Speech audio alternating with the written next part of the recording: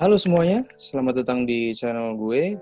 Jadi pada hari ini untuk pertama kalinya di channel gue ngadain kolaborasi bersama salah satu YouTuber paling terkenal di RC. Ini dia, the one and only SA Notes. Halo guys, numpang promosi. Nah, jadi ini kita namain acara kita apa nih?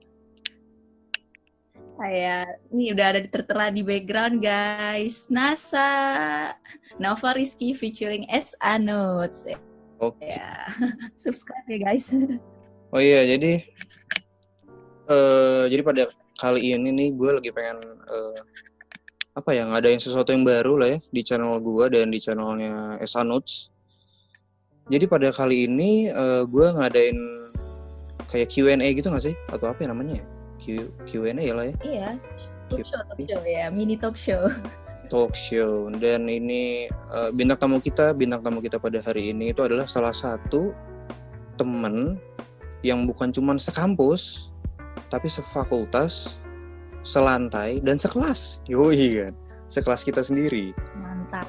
Menurut gue ini salah satu yang menginspirasi karena di masa pandemi COVID-19 ini dia ini nih bukannya di rumah aja, tapi justru malah jadi relawan gitu loh, relawan COVID-19 di Jakarta. Mantap. Nah pasti pada penasaran kan ya, yoi kan, nih ntar dulu ya, nih gue invite dulu nih dia nih, kita sambut aja the one and only Mifanda Mahayana. Mana? Oh tadi. Ada. Halo. Ya kan? Halo teman-teman. Yuhu. Ayo. Selamat datang Mifanda. Ya, guest star kita. Gimana? Udah lama ngeliat muka kalian. Gimana? Alhamdulillah masih dalam lindungan Allah Subhanahu wa ta'ala. Alhamdulillah. Alhamdulillah. Ini sekarang masih jadi relawan apa gimana nih?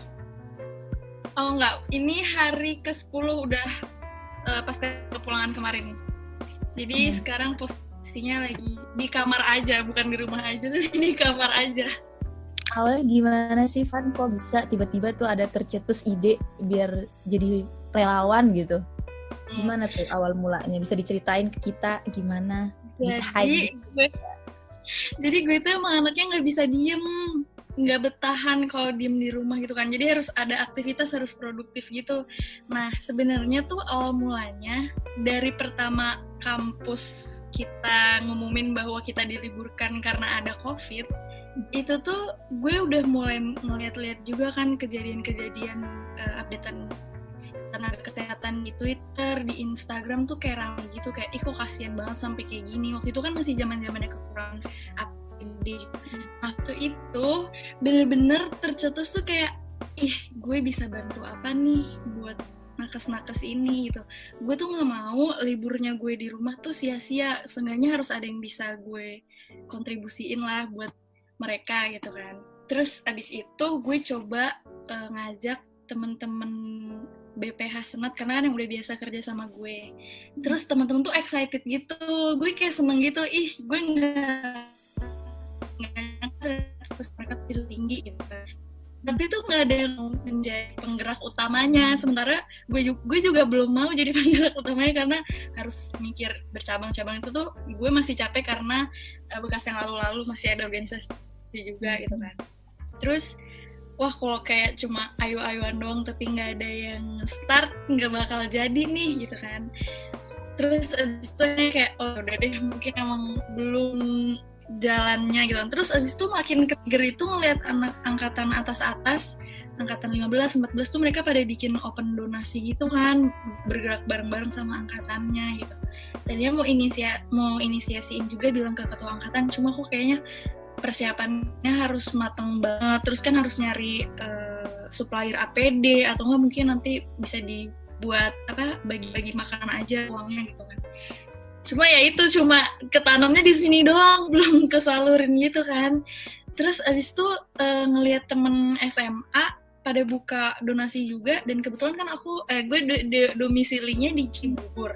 Jadi tuh mereka open donasi dan dibagiin ke ojol-ojol di Cibubur atau orang-orang yang kurang mampu di Cibubur gitu.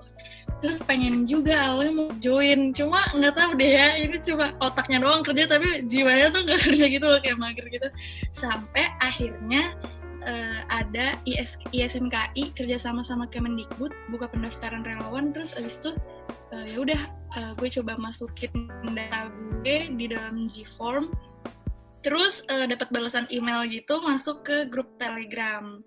Nah ternyata di grup Telegramnya itu ada banyak banget, kayak ada 8.000 orang relawan, terus itu semua backgroundnya kesehatan semua, dokter, bidan, perawat, ada yang dari biologi juga, pokoknya backgroundnya tuh emang kesehatan gitu kan. Pokoknya seru banget. Terus tapi kok belum ada info-info lagi gitu, sampai akhirnya tiba-tiba diumumin ada open volunteer untuk call center gitu, cuma untuk 200 orang pertama. Langsung gue masukin nama gue tanpa mikir apa-apa gitu loh, kayak yaudah yang penting gue setor dulu nama gue gitu kan. Terus ternyata harus ikut pelatihan selama 3 hari berturut-turut via Zoom. Di situ tuh seru banget karena kan kalau kita selama ini tahu COVID-19 ya udah paling searching mandiri kan, kayak COVID itu apa, kayak penularannya gimana dan lain-lain. Kalau itu kita benar-benar dijelasin langsung sama pakarnya dari WHO, dari Kemenkes, dari orang Kemendikbud, semuanya ngejelasin selama 3 hari berturut-turut itu gitu. Terus udah selesai masa edukasinya 3 hari itu, belum ada pengumuman apa-apa, tapi kita dikasih tahu bahwa nanti kita akan dikasih aplikasi, jadi nanti tuh kita semua work from home, jadi call center tapi dari rumah. Itu tuh yang awalnya mikir kayak, lucu, menarik juga ya, tapi di satu sisi juga mikir, bosen juga di rumah-rumah juga, cuma ya emang mau gimana lagi, kondisinya lagi nggak mungkin kan gitu kan. Tapi ditungguin lama banget, kok nggak ada kabar kelanjutannya kayak gimana gitu kan. Sampai tiba-tiba H-4 sebelum keberangkatan ke Wisma Atlet, jadi gue ke Wisma Atlet itu tanggal 5 April.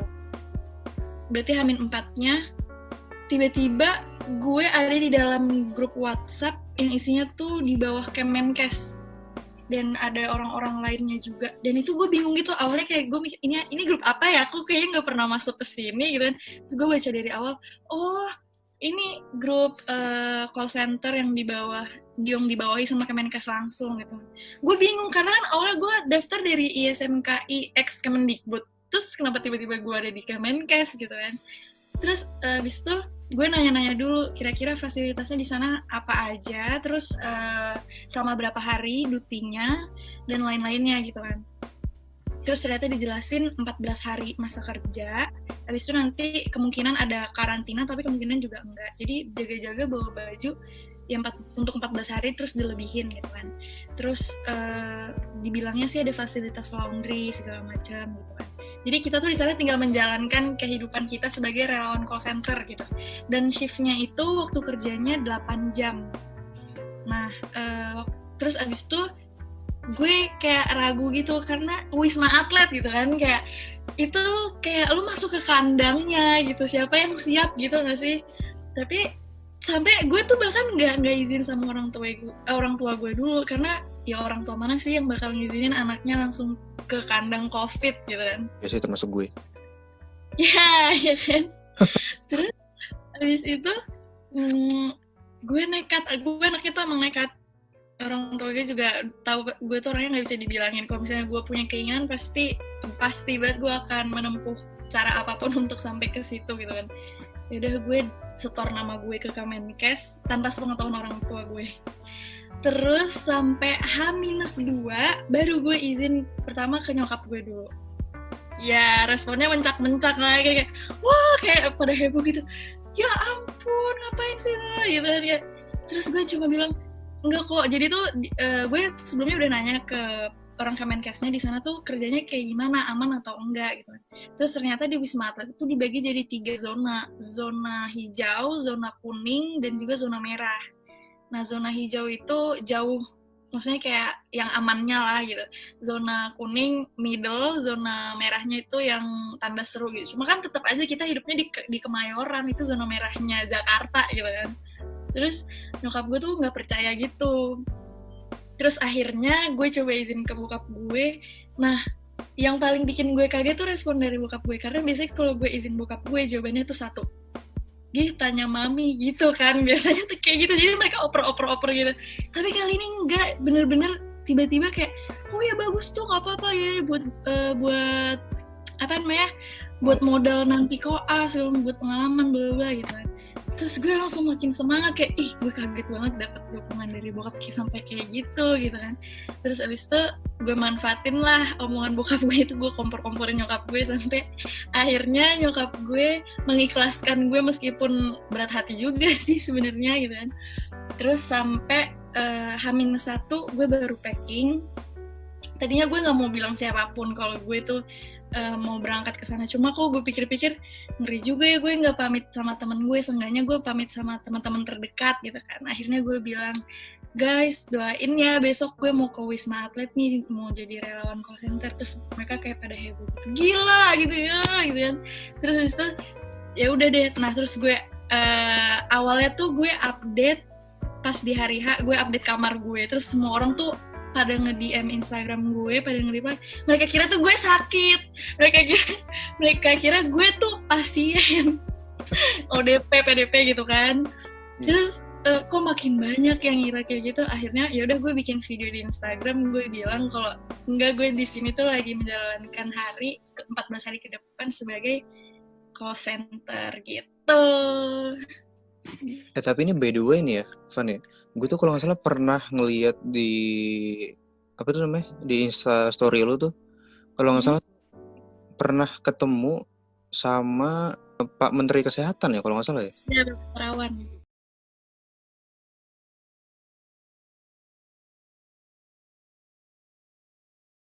Mana sih? Ngapa? Gue kok depan muka gitu loh. Jadi ruang kerja call center 119 itu jadi satu sama ruang kerjanya Kemenkes bagian surveillance, bagian epidemiologi. Jadi yang kayak input data masuk yang terkonfirmasi berapa, yang dalam perawatan berapa, yang kita lihat sehari-hari ini tuh Kemenkes bagian epidemiologi itu kan. Nah waktu itu Bapak Menteri Kesehatan kita, Bapak Terawan lagi main. Terus ya udah kita kayak heboh gitu, wah ada Bapak Menteri, terus kayak ya udah foto gitu. Jadi memang di sana tuh isinya banyak banget orang-orang RI, kayak RI 3, RI 4, mobilnya setiap hari di situ nangkring gitu kan. TNI-nya tuh di sana juga semuanya tuh dokter, jadi pada pakai kacamata semua. Kan biasanya tentara nggak boleh ya pakai kacamata, tapi karena mereka dokter. Tapi berarti bidangnya itu di call center, khusus di call centernya doang ya, Van? Benar. Gue di bagian call center 119 dan itu beyond expectation banget. Kayak call center yang di bayangan kita kan cuma kayak halo, ada apa yang bisa dibantu gitu-gitu dong kan. Itu tuh enggak, bener-bener skill kita, terutama skill anamnesis kita itu dipakai banget, karena tuh kita jadi kayak dokter-dokteran dan kita tuh malah jadi kayak bagian triasenya gitu loh. Jadi ini kan call center 119 yang mana seluruh Indonesia tuh bisa ngehubungin, bisa akses 119 gitu kan. Nah itu tuh rata-rata mereka pertanyaannya mengeluhkan tentang kondisi mereka, kayak iya nih saya udah demam, saya batuk. Nah disitulah kemampuan anamnesa kita diuji, kayak kita harus nanya udah berapa lama, terus kalau misalnya sesaknya kayak gimana, seperti apa, kayak ditusuk-tusuk apa kayak gimana, terus ada yang memberatkan nggak, kayak sesaknya tuh saat aktivitas atau sedang istirahat pun juga terasa sesak. Itu tuh bener-bener gila, itu bener-bener wah banget.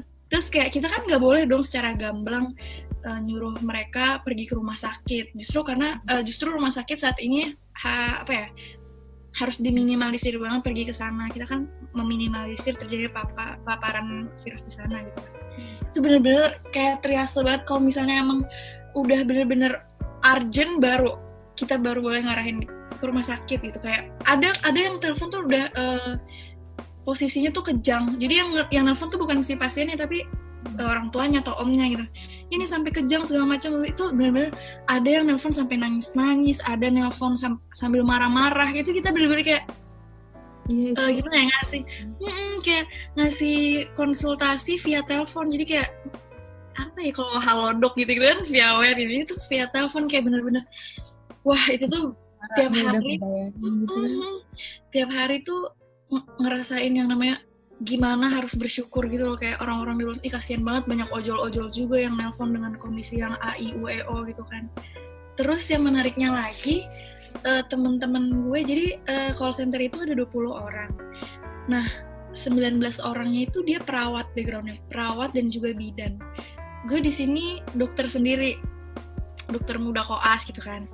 Nah, disitulah peran gue tuh dibutuhkan gitu, karena teman-teman perawat kan belum ngerti, maksudnya anamnesa gitu-gitu. Nah itu tuh akhirnya gue kayak bikin inisiatif, gue bikin FAQ buat mereka selama kita 30 hari kerja di sana. Jadi supaya nanti kalau misalnya kita dihadapin dengan situasi A, kita bisa punya jawaban yang satu suara gitu. Terus gue juga ngasih edukasi ke teman-teman gue di sana, gimana caranya harus terus yang lucunya juga, karena di sana orang-orang kesehatan dan rata-rata perawat, mereka kan udah nyemplung ke rumah sakit secara langsung ya, kita kan belum. Jadi kita suka sharing gitu, kayak ternyata ada tata laksana mereka sama tata laksana kita tuh beda. Bahkan mereka punya diagnosa sendiri. Kalau misalnya diagnosa kita kayak TB apa gitu, kalau mereka tuh ada sendiri lagi diagnosanya, diagnosa keperawatan namanya. Terus tata laksananya juga keren banget, kayak kita tuh bener-bener sharing, jadi saling mengcover satu sama lain gitu. Kayak gue tuh sampai ternyata lo lebih pinter ya daripada dokter gitu. Kayak kita tuh belum ada apa-apanya gitu, kayak gue respect banget kayak gitu. Kalau nggak salah nih ya, by the way nih ya kan emang sebelum lo maksudnya pas lo udah terjun ke relawannya itu nih, baru beberapa minggu atau beberapa hari awal ini kan belum ada info tentang kayak pembelajaran jarak jauh gitu lah ya, dari kampus lah ya. Terus tiba-tiba pas lo lagi di sana ada info muncul nih info muncul ke sini, tiba-tiba ada PJJ koas. Wadaw, gimana lo gimana bagi waktunya gitu loh. Soalnya relawan juga 8 jam lagi ya kan, 8 jam lagi, itu aja gue baru tahu ada 8 jam. Terus bagi waktu sama PJJ-nya ini itu gimana gitu? Iya sumpah kaget banget awalnya, kayak PJJ koas udah gitu. Waktu itu dikasih tuhnya H-1 ya nggak sih? Iya, gue inget banget tanggal 19 dikasih tahu, tanggal 20-nya kita udah mulai. Iya. Sore lagi ya. Iya bener-bener sore. Gila, itu bener-bener kayak dor gitu kan. Waduh, Mifanda. Terus abis itu iya bener, shiftnya tuh 8 jam dan waktu itu kita cuma dibagi 3 kelompok. Jadi bayangin 24 jam dibagi 8 jam, berarti kan 3 kelompok, kita kerja terus-menerus tanpa stop dong. Kayak berarti kalau dalam satu hari aja ada 24 jam, shiftnya 8 jam, berarti sehari 16 jam gitu kan. Terus 8 jam itu dipakai untuk istirahat, dan istirahatnya itu kan nggak langsung telak tidur, enggak dong, pasti kayak ada makan, ada nyuci baju segala hal, dan tidur tuh paling ya mentok-mentok paling lama 4-5 jam lah. Sampai akhirnya kita protes dulu, kayak wah ini nggak manusiawi nih kayaknya kalau 8 jam gitu. Akhirnya dibikin jadi 4 kelompok. Jadi kita akhirnya dapat jatah 2 hari libur. Jadi 2 hari shift paginya itu jam 8 sampai jam 12 siang. Terus shift jam 8 sampai jam 5 sore. Terus yang kedua shift sore itu jam 5 sore sampai jam 12 malam. Terus shift 3 itu shift malam, jam 12 malam sampai jam 8 pagi. Dan itu 2 hari. Terus di rolling. Terus di hari, kalau misalnya udah 2 hari shift 1, 2 hari shift 2, 2 hari shift 3, nah 2 hari selanjutnya ini libur. Jadi kita dapat hari libur 2 hari. Day off-nya 2 hari, terus ntar mulai lagi dari awal lagi. Pagi, sore, malam. Nah, ada PJJ datang, pasti banget ada yang harus kita korbanin. Harus ada yang gue korbanin, yaitu jam tidur gue, jam istirahat gue, jam main gue, sama ada satu organisasi yang harus gue lepas. Jadi waktu itu gue masih aktif di organisasi, gak ada base-nya, dan itu harus gue korbanin karena itu menjadi prioritas gue yang tersier saat itu. Bahkan gue memposisikan PJJ gue ini tuh bukan di prioritas nomor 1 tapi nomor 2, karena jujur tugas di sana lebih berat dan pressure-nya lebih nyata gitu dibanding yang kayak PJJ online gitu. Awalnya gue pikir gue bisa kayak oh ya udahlah bagi waktu, maksudnya gue udah biasa untuk membagi waktu gitu kan. Tapi ternyata enggak sama sekali. Itu benar-benar ngagetin banget sampai gue tuh nggak bisa. Maksudnya seorang gue nggak bisa bagi waktu gitu kan, kayak serius gue nggak bisa gitu. Bahkan PJJ pertama gue tuh stasenya IKK, kulit dan kelamin. Bahkan waktu itu gue sampai nilai gue tuh hancur, sampai gue harus nge-cover nilai gue itu dengan tugas tambahan referat. Jadi gue harus nge-build nilai gue dengan dikasih sama dosen pengampu gue, ini tugas tambahan buat ngedongkrak nilai lo gitu. Terus gue kayak makasih banyak dok gitu. Yang gue korbanin ya, waktu istirahat kita 8 jam nih. Terus kan waktu itu belum puasa, 2 jamnya istirahat, rebahan, itu dipakai buat makan, terus nyuci, nyetrika, bersih-bersih kamar gitu kan. Terus abis itu masih 3 jam. 3 jamnya ini biasanya sebelum ada PJJ, gue sama teman-teman gue quality time, ngobrol-ngobrol, terus kayak ngomongin situasi yang ada di sana, karena pressure-nya gila banget kan. Terus kita tuh saling menyemangati gitu, kayak nggak boleh ada yang stres gitu kan. Terus ya udah di saat teman-teman pas ada PJJ ini, di saat teman-teman gue main, mereka jadi itu kita sampai beli monopoli gitu loh. Kita beli monopoli buat ngehilangin stres kita di sana. Di saat mereka main, di saat mereka quality time, gue ngendok di dalam kamar. Gue bikin referat, gue bikin laporan kasus, gue bikin ini itu PPT. Terus gue harus nge-review lagi pelajaran IKK gitu kan. Kayak sampai teman-teman gue kayak, gila, Vanda, gue capek ya lihat lo belajar gitu. Karena kayak 8 jamnya dipakai buat kerja, terus masa gue masih harus belajar gitu kan. Terus abis itu di saat mereka tidur, gue masih belajar. Jadi gue tuh tidur nyuri-nyuri waktu. Kayak misalnya gue punya waktu, sisa waktu free 2 jam. Berarti sejamnya paling enggak gue tidur dulu, abis itu gue bangun lagi. Gue bangun, gue langsung belajar. Jadi gue pas sama PJJ, tidur gue cuma 1-2 jam. Kayak gitu. Udah mau ini kayaknya. Langsung Pertanda. hey, oh my god gitu. Terus Gitu itu kamu sebelum jadi relawan, sebelum puasa kan ya? Berarti di sana tuh hari pertama puasa jadi relawan. Iya, benar. Oh, jadi itu gimana puasa pertama di sana? Ada story-story lucu nggak yang bisa di-share ke? Lucunya waktu itu tuh sempet sedih gitu, kayak hari pertama puasa masa nggak sama keluarga gitu kan. Terus udah gitu kena hari puasa tuh kena puasa di sana tuh 12 hari, lama banget. Terus yang paling lucu, kita tuh di sana dibangunin sama sesama relawan, dan yang paling bikin terharunya ternyata yang ngebangunin kita tuh relawan-relawan yang non-Islam. Jadi mereka pada bangun pakai tawa, wah sahur tunggu, gila, suasananya bener-bener kayak di kampung-kampung yang rame banget, arak-arakan gitu. Dan yang bangun itu orang-orang yang non-Islam, terus itu kayak bener-bener, iya Allah tersentuh banget, kayak makasih toleransinya. Kayak gue pernah di IG story lo deh, lo kayak IG story ya, gile, gue inget banget kayak gitu-gitu.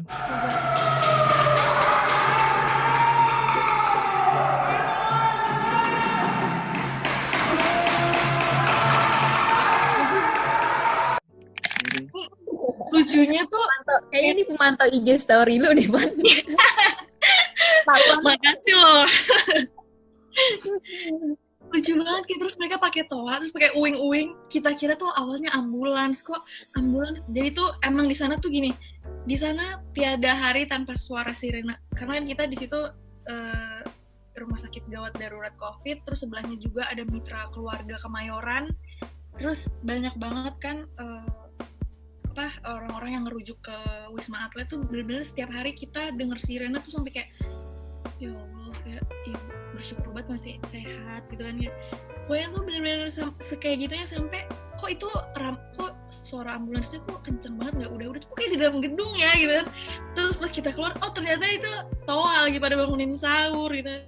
Dan ternyata mereka orang-orang yang non-Islam, kayak langsung terharu, bener-bener kayak yang tadinya bayangan gue tadinya puasa di sana tuh kayak serem, gila, sedih gitu, langsung kayak enggak kok, ternyata nggak semencekam itu gitu.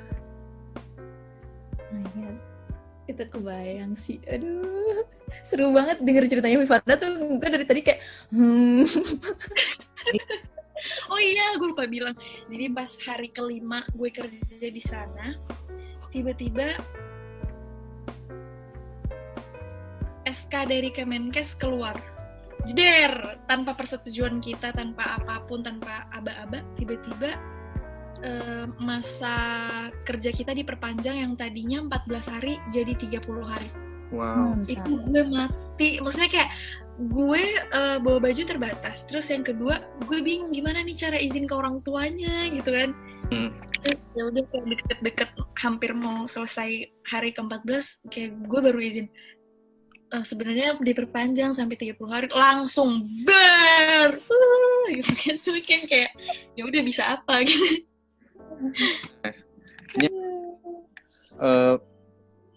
Pesan buat masyarakat terkait sama COVID-19 ini apa nih, Van, menurut lo? Ada pesan nggak? Pesannya satu sih, simple, mengabai COVID. Karena COVID ini ada, nyata ada, dan prevensinya yaitu jangan keluar rumah kecuali emang lagi perlu banget, genting banget harus keluar rumah, itu nggak apa-apa. Dan kalaupun emang harus keluar rumah, safety first. Jangan lupa masker, nggak perlu yang masker medis, masker kain pun juga sebenarnya udah membantu kok. Terus abis itu kesadaran sih, kayak kalau lo cinta sama diri lo jaga. Kalau lo cinta sama keluarga lo jaga dengan cara pertama lindungi diri lo sendiri, karena lo jangan sampai jadi karier buat keluarga di rumah gitu. Kayak gue ini sekarang di rumah, sebenarnya awalnya gue takut buat pulang ke rumah karena di rumah ada orang tua, ada adik juga yang masih kecil. Terus gue kayak, wah ini harus ekstra banget. Udah sih, pokoknya intinya kesadaran diri sendiri itu penting banget. Dan kedua, jangan mengabaikan COVID. Dah, itu aja. Iya, bener. Jangan pernah mengabaikan COVID ya guys. Oke. Bermanfaat kali guys. Oke nih, thank you banget nih Van udah bisa ngobrol bareng gue sama Salsabila Amira, yaitu SA Notes, aka SA Notes. Iya, makasih juga. Seneng banget. Seneng banget. Mir, udah bisa collab bareng gue. Ini juga collab pertama gue. Yuhu. Kan collab yang tahu kapan, cuma insya Allah ada lah. Kan kita udah bikin ini lah ya. Nih tuh, kita udah bikin ini loh. Guys. Oke, lupa like dan share di channel gue. Jangan lupa juga subscribe, like dan share di channelnya. Sanodes. Jangan lupa guys. Wajib Notes. Oke. Mungkin segitu aja video dari gue. Sampai jumpa di video berikutnya. Dadah. I love you.